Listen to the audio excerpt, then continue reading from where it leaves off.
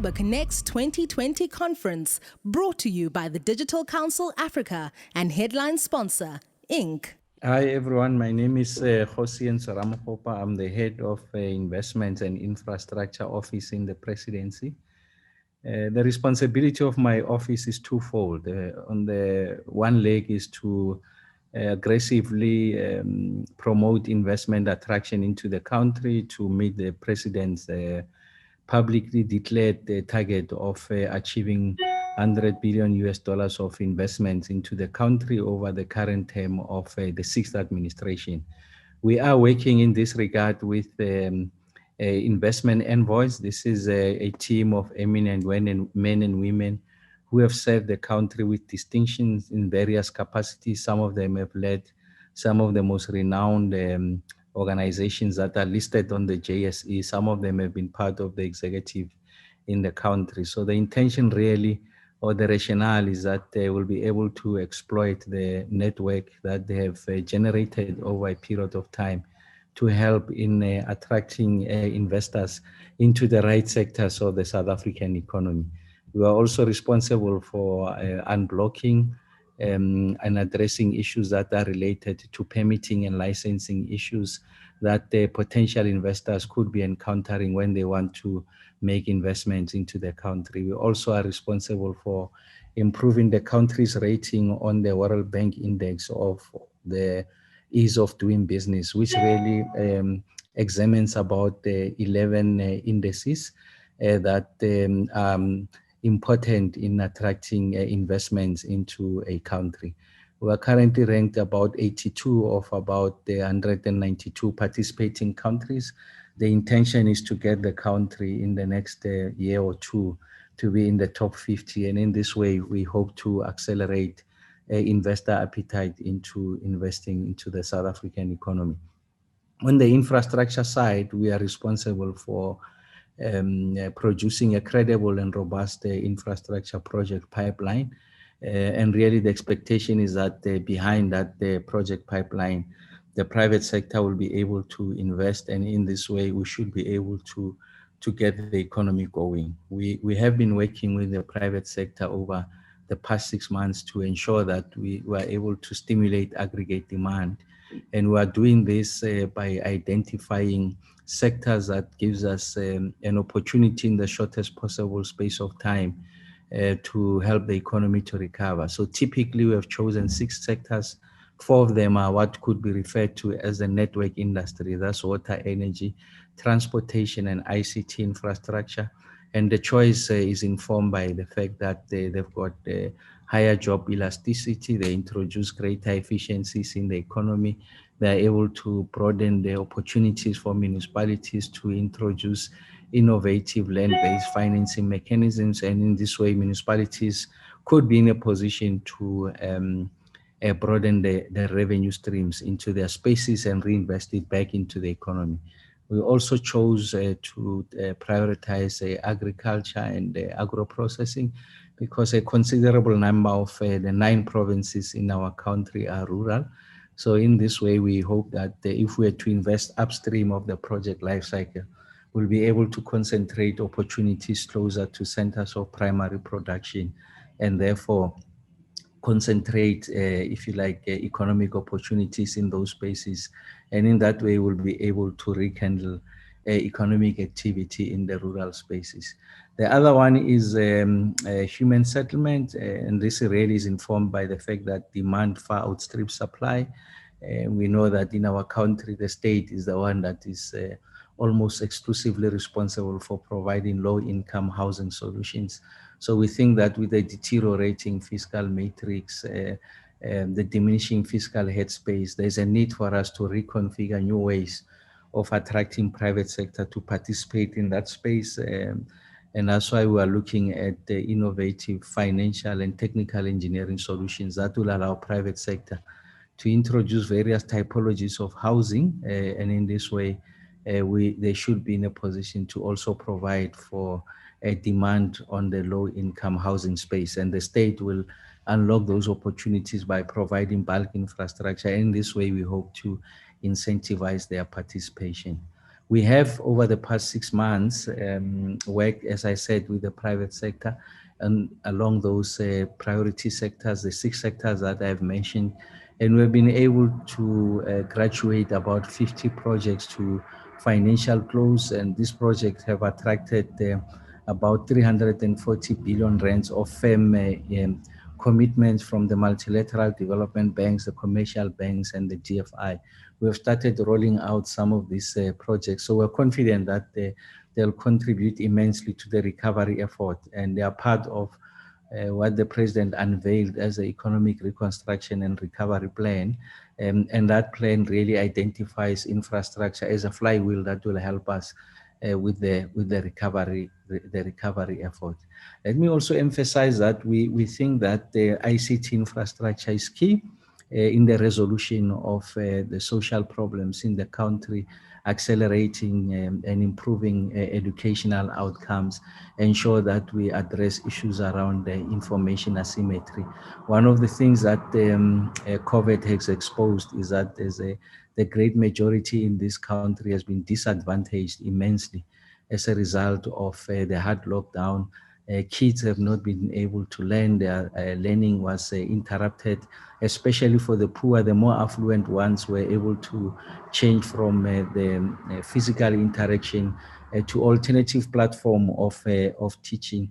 And what this meant is that the information gap or information asymmetry between the rich and poor has been more pronounced. So the rich have been able to continue almost uninterrupted, obviously using a different platform to continue their studies, whilst poor kids who are majority in the rural areas, the informal settlements in the more urban, densely populated areas have not had this opportunity. So we think that the rollout of ICT infrastructure is going to help us to address this question. If anything, it's making this more urgent.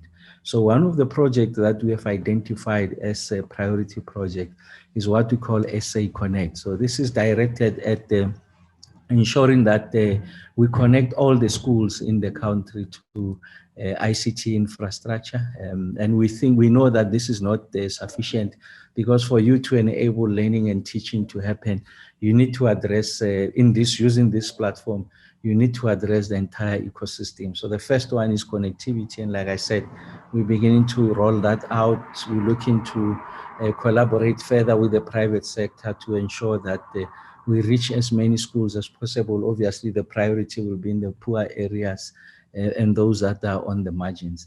And part of the ecosystem, obviously, is to ensure that the gadgets are in place, and the department at the national level, with regards to those that are at universities have made it their commitment to provide gadgets to students. And we think that there's a need for those gadgets to be also the provision to be extended to learners who are not at post-secondary institutions of learning. Part of the ecosystem has to do with the cost of data. So I'm sure you are familiar with the efforts in the country to ensure that we drive down the cost of data. It still becomes affordable. Unfortunately, even for the poor, it's still going to be unaffordable, because with the little incomes that they have, they are forced to make hard choices, whether you buy data or you buy food, guarantee food for the family for a day.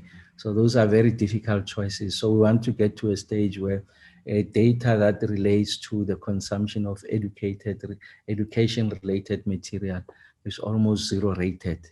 And then there's issues of content. Obviously, that's the space of the Department of Basic Education, and I'm sure they are going to design platforms, or rather content, that support these platforms. So we are admitting that we are resolving just one leg of the entire ecosystem, but there has to be a start.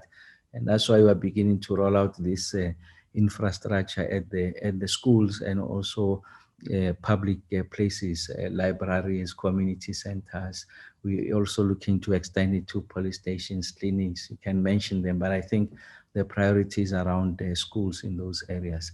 The second program that we are targeting is what we call fiber to the home. So it's to ensure that the same amount of privilege that the rich are experiencing in their more affluent, secured estate, having fiber to the home gets to be extended to to the more dense urban settlement, the sparsely configured rural areas. So we're working with the Development Bank of South Africa.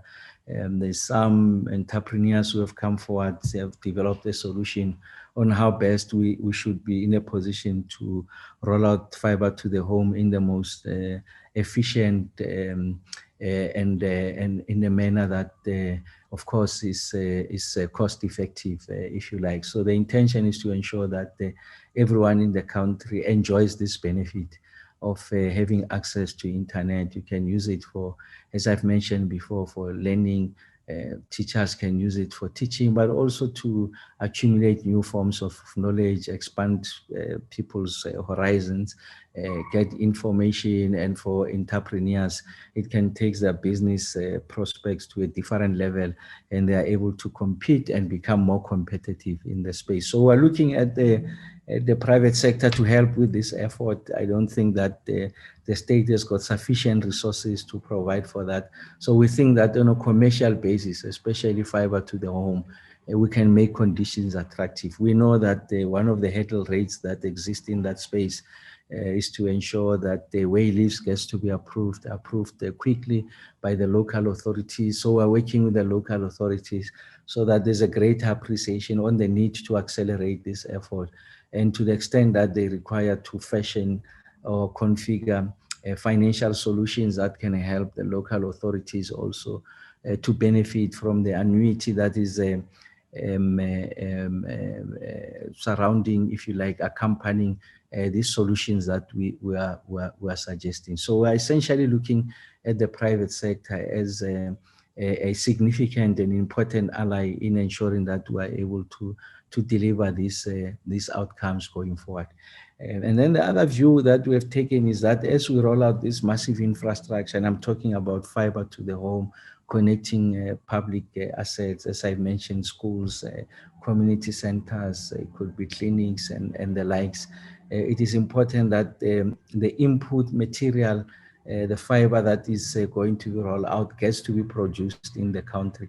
And that begins to meet one of the objectives of the Economic Reconstruction and Recovery Plan, which is about localization and industrialization. We think that on the back of the guaranteed offtakes from the public sector and the private sector, if this ambitious program gets to find traction, there's a business case to industrialize and produce locally, or in instances where we're already producing, just to expand, if you like, manufacturing capacity. And in this way, we're beginning to bolster the secondary industries, manufacturing in this instance, but also absorb the supply side, address the unemployment question in the country. We know that the COVID has accentuated an already dire situation in relation to the hemorrhaging of jobs in the country. So we see this as a transformation and also inclusion. So we are not going to in any way miss the agency potential that is latent in this intervention. So I think that the private sector has got a greater appreciation that we need to take everyone with us to ensure that we are able to improve the lot of our people. We think that the ICT is the future. We must normalize, if you like, the provision of this infrastructure.